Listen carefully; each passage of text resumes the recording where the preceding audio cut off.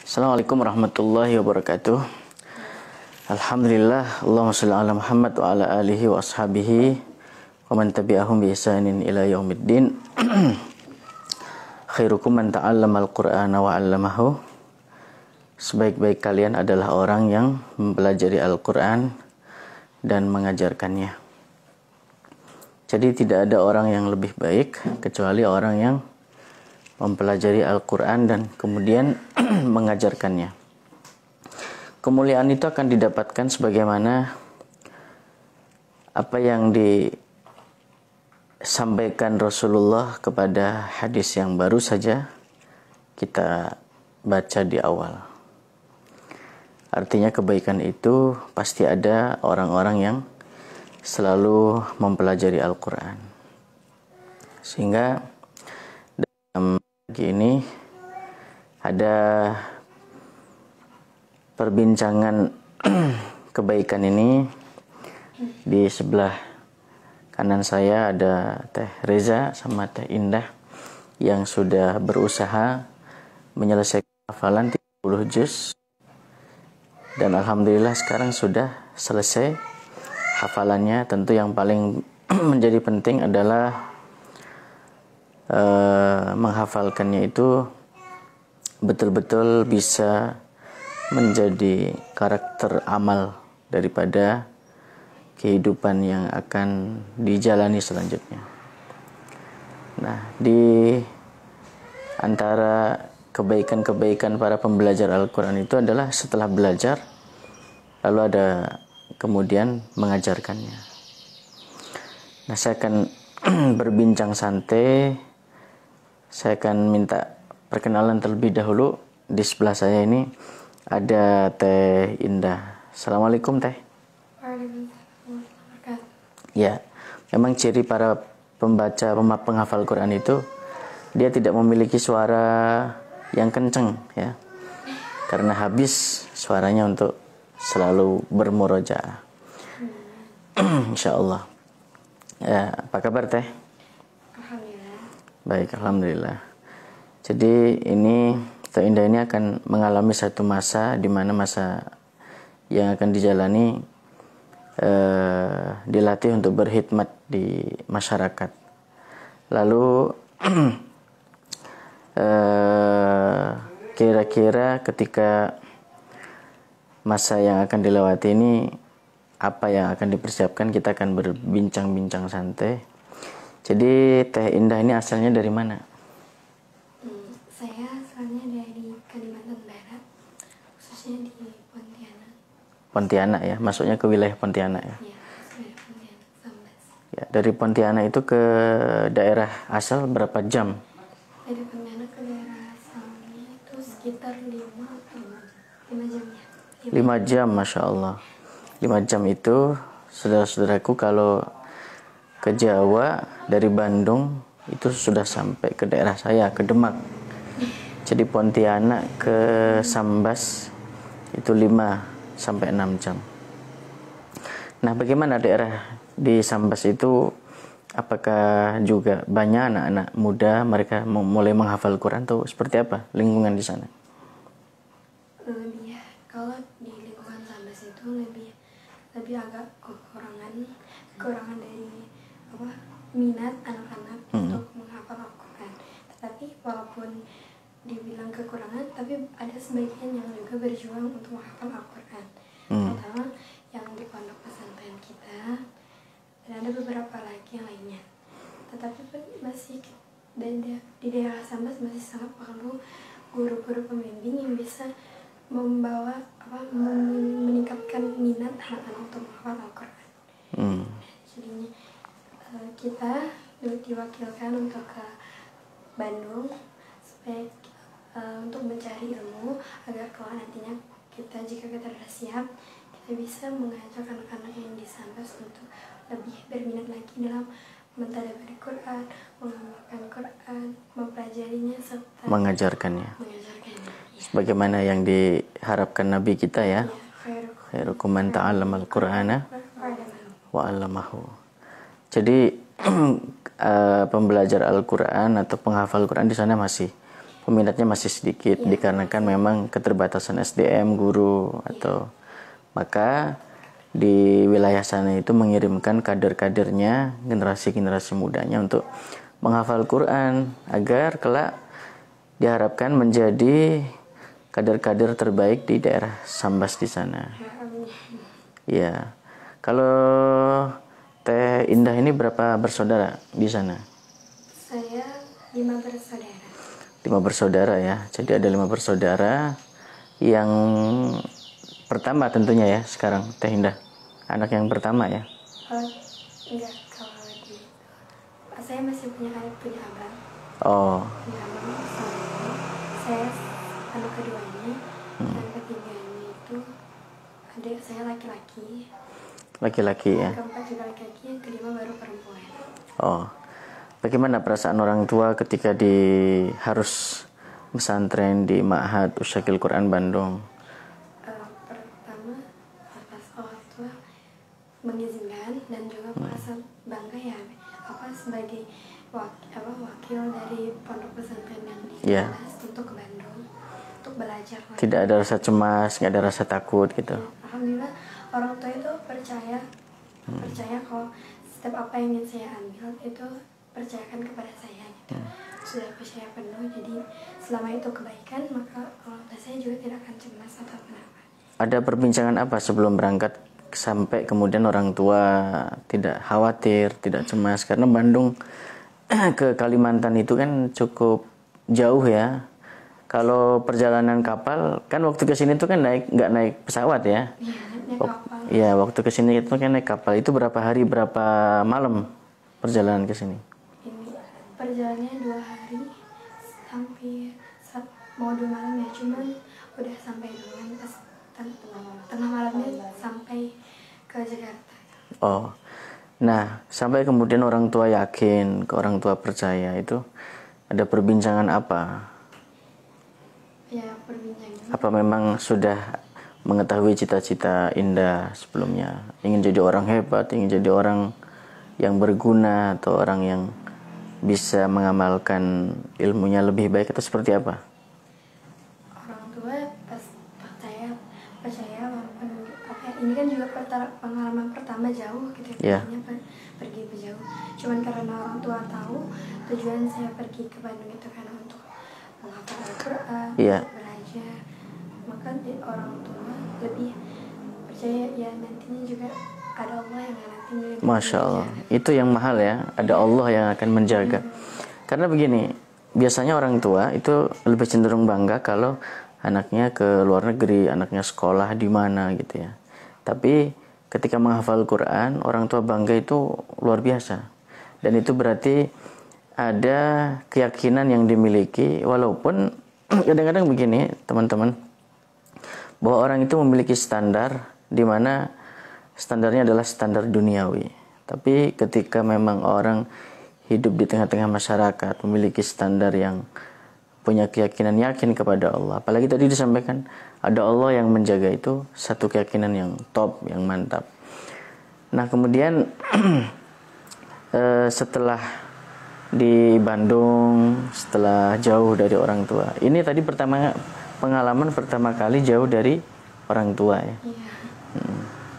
Jadi bagaimana pengalaman hari-hari pertama, hari kedua? Apakah ingin pulang lagi ke Sambas, ke daerah, atau berusaha memang sudah biasa waktu malam-malam awal, waktu hari-hari awal kedua sampai selanjutnya?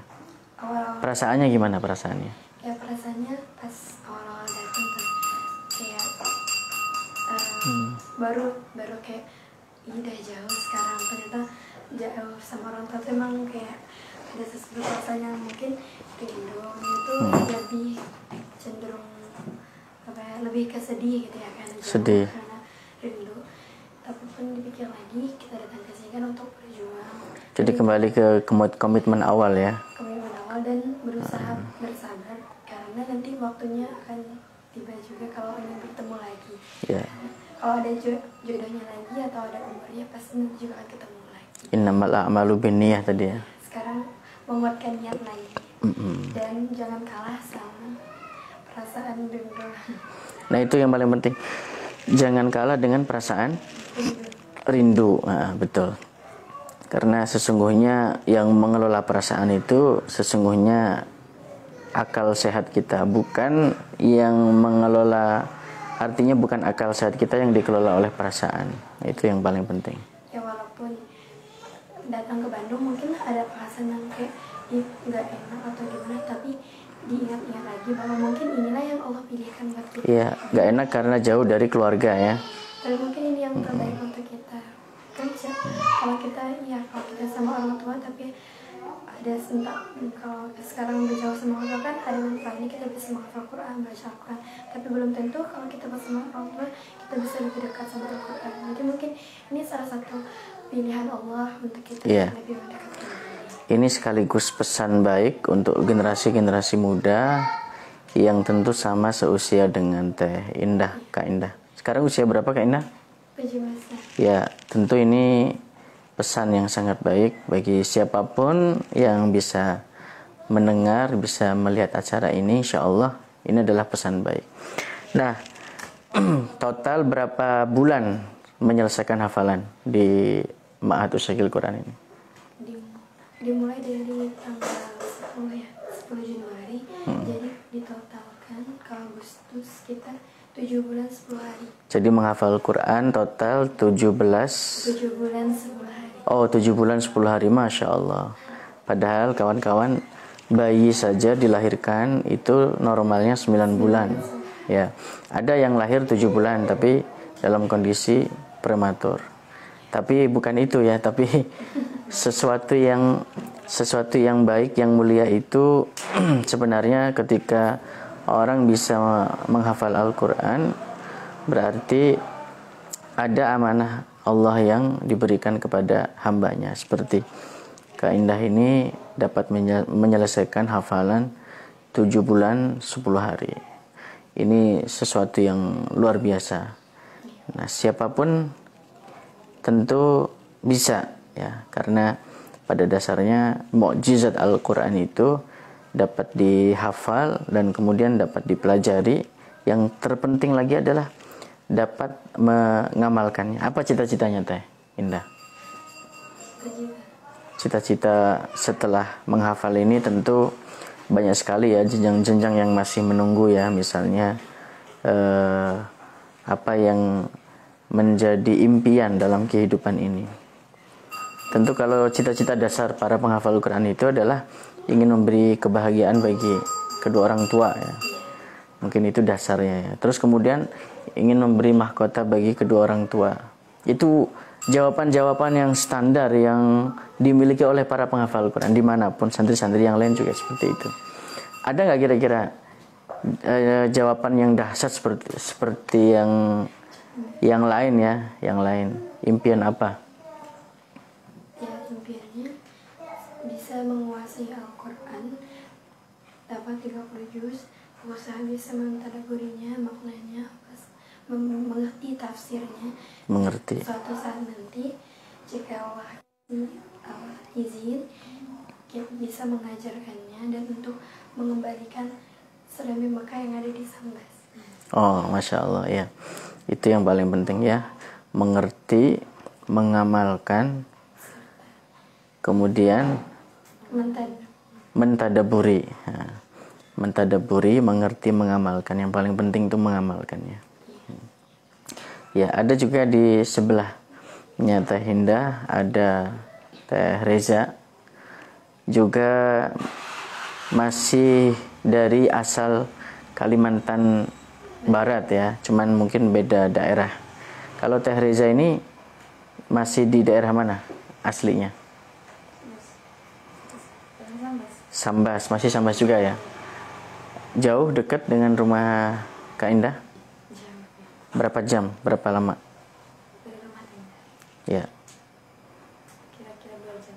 Oh, 2 jam. Jadi artinya jauh ya, bukan tetanggaan gitu enggak ya? Jadi itulah teman-teman, bahwa memang Allah mempersatukan hamba-hambanya dari daerah yang sama, tapi bukan berarti tetangga berjajaran rumah atau berdekatan dengan kampung, tidak. Tapi Allah pertemukan itu dari satu daerah keluar daerah, ternyata secara ibu kotanya sama, kabupatennya sama, tapi kampungnya ternyata jauhnya 2 jam. Nah, Teh Reza ini berapa bersaudara? 2 bersaudara. Anak yang pertama. Ayah, ibu masih ada ya? Ya, jadi gimana dulu waktu bisa sampai ke Bandung? Orang tua nggak khawatir atau gimana, seperti apa, mengkhawatirkan karena jauh, atau ini memang sudah biasa jauh dari orang tua? Oh, yang pertama kali juga ya. Nah, gimana pengalaman ketika meyakinkan ya kalau kemudian hijrah ingin menghafal Quran di Bandung? Ketika orang tua tahu keinginan itu, apa respon atau komentar orang tua? Semangat dan Malah semangat ya? Nggak ada rasa khawatir, takut nanti anaknya gimana-gimana gitu, nggak ya? cuman khawatir di jalan aja. Oh, waktu di jalan takut, mungkin karena waktu itu naik kapal ya, mungkin takut kapalnya ya biasa ya kekhawatiran itu. Tapi setelah sampai di pesantren, sampai di Bandung, berjalan seminggu 2 minggu, gimana perasaannya? Apakah biasa aja atau waktu itu aduh pengen pulang lagi atau gimana? Pas awal datang pengen semangatnya coba lagi Membangun semangat. Jadi bagaimana semangatnya terbangun terus gitu ya? Ya, terus emang apa pesan dan harapan orang tua ketika Teh Reza sebelum berangkat ke Bandung? sebenarnya tidak ngarepin apa-apa, cuman ngarepin apa habis 30. Bisa hafal Quran 30 juz. Masya Allah ya. Jadi sederhana saja ya. Bisa hafal Quran 30 juz agar dapat, tentu orang tua semua standar lah itu, bahkan memberikan mahkota bagi kedua orang tua kelak di hari yaumil qiyamah. Terus sekarang ini sudah selesai hafalannya, diselesaikan dalam waktu berapa lama? 10 bulan, Masya Allah ya. Dalam waktu 10 bulan. Memang kalau dilihat dari historinya, perjalanannya, sejarahnya, memang sebanding. Kenapa? Karena jauh-jauh dari Kalimantan ke Bandung itu bukan jarak tempuh yang dekat. Kalau dulu Rasulullah ketika berada di kota Mekah dalam kondisi yang sulit, dalam kondisi yang sangat terhimpit, tertekan dalam kondisi perjuangannya, kemudian hijrah dari kota Mekah menuju ke kota Madinah.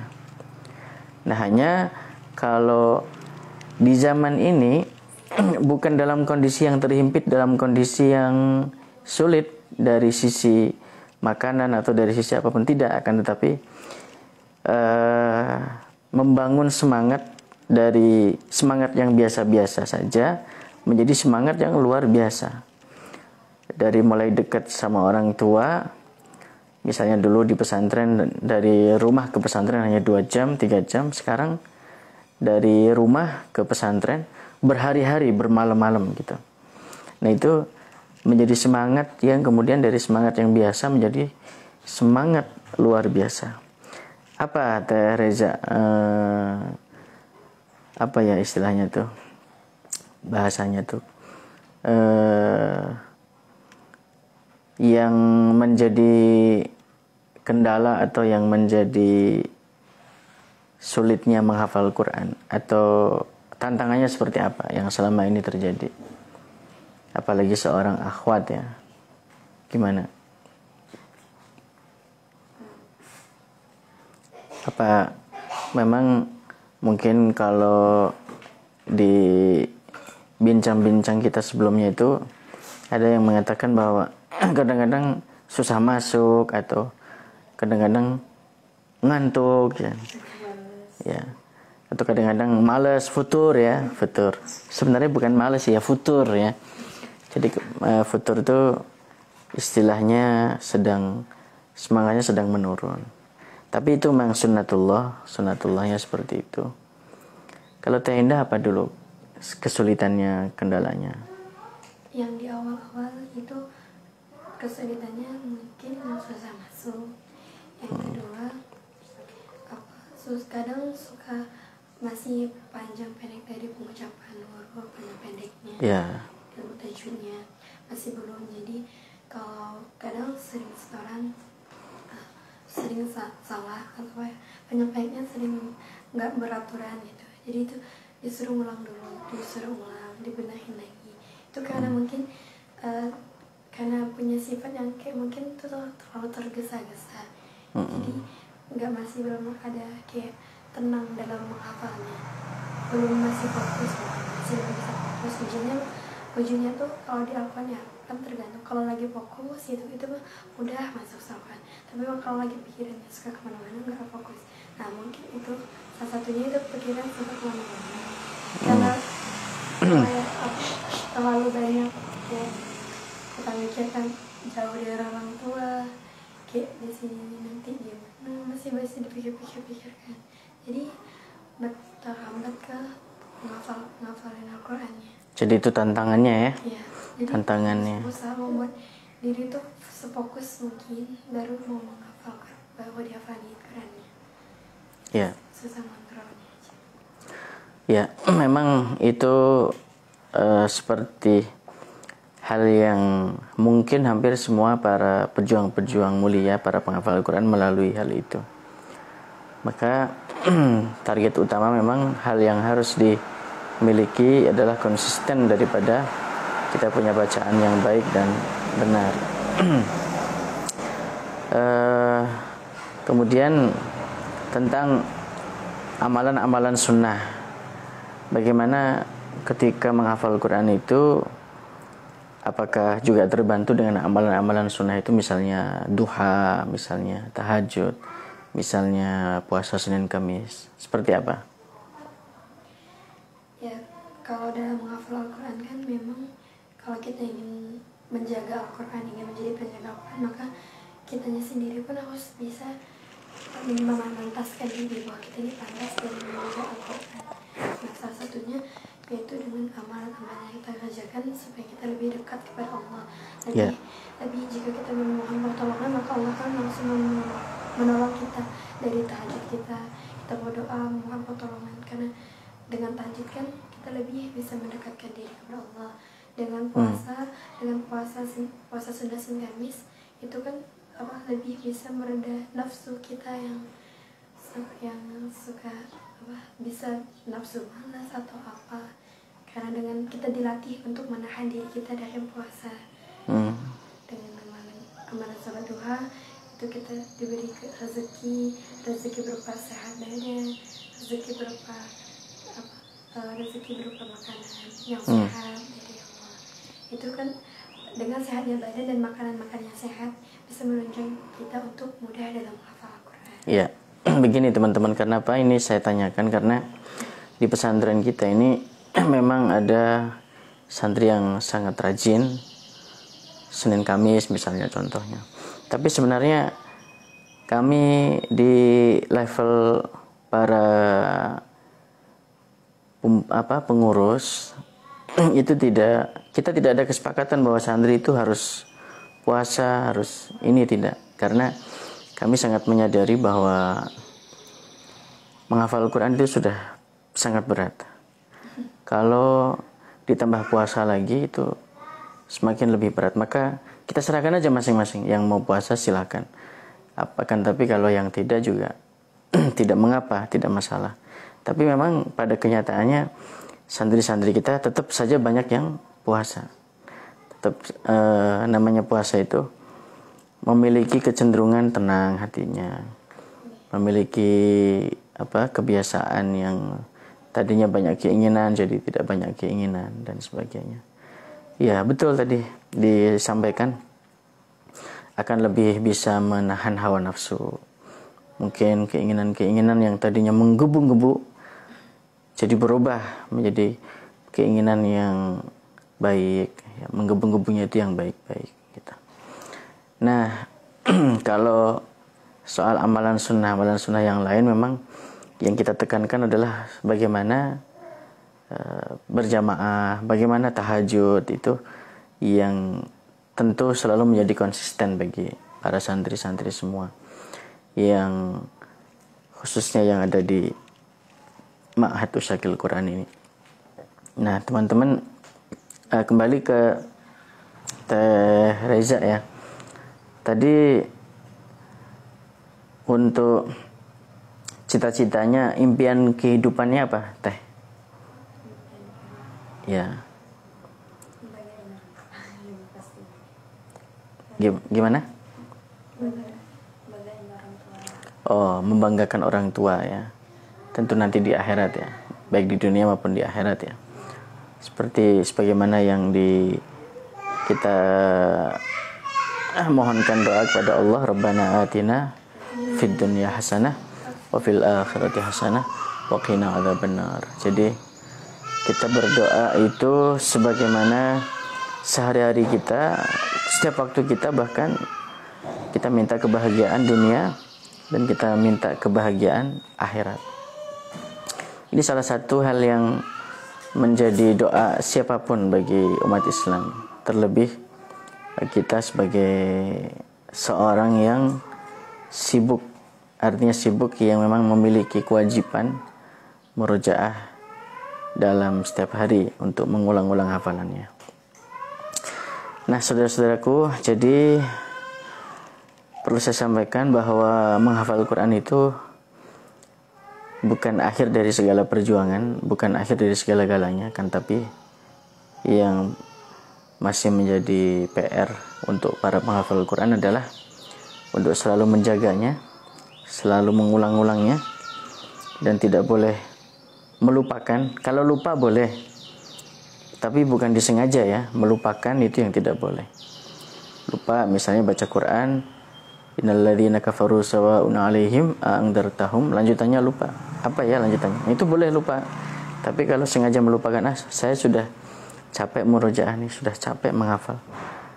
Nah, itu yang tidak boleh. Jadi lupa dan melupakan itu jauh maknanya. Kalau lupa, ketemu dengan ini filosofinya, ketemu misalnya Teh Indah ketemu sama Teh Reza, 1 tahun kemudian ketemu lagi, Teh Indah lupa karena Teh Rezanya semakin gemuk atau sebaliknya, Teh Indahnya semakin cantik misalnya gitu.